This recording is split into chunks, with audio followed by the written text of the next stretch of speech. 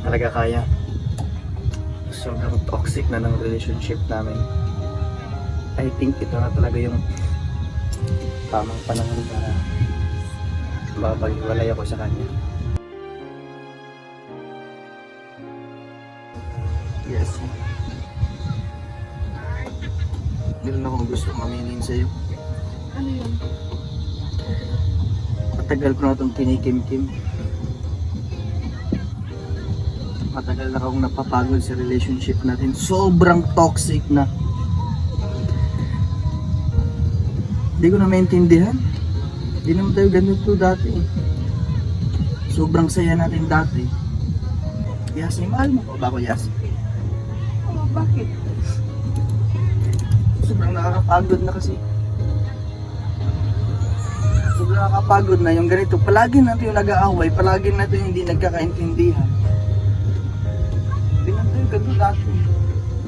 Sa mga konting bagay, nagagalit ka. Sobrang toxic na, Yasi. Gusto mo ba ipagpatuloy ko? Hindi na.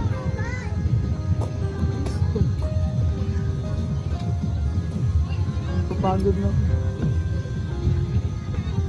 Siguro, Yasi, alam mo naman na mahal kita. Pero siguro, ito na siguro yung tamang oras at panahon para magpaalam sa isa't isa. Iiwan mo ba ako nito dahil napagod ka na? Ako din naman eh. Pagod na din ako. Kaso pinipilit ko lang. Dahil mahal kita.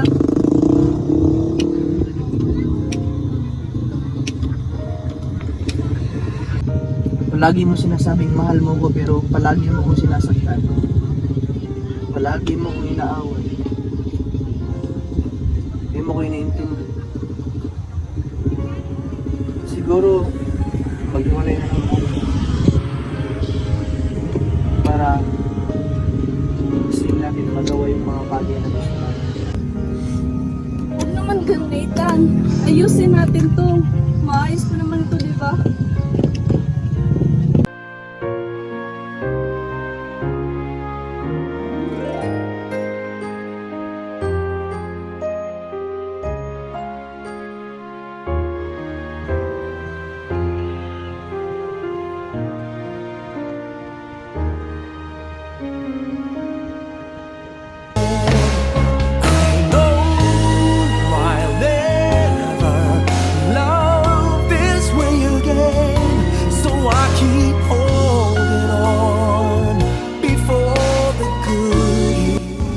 Tama ka, Yasi. Kaya pa natin ayusin to.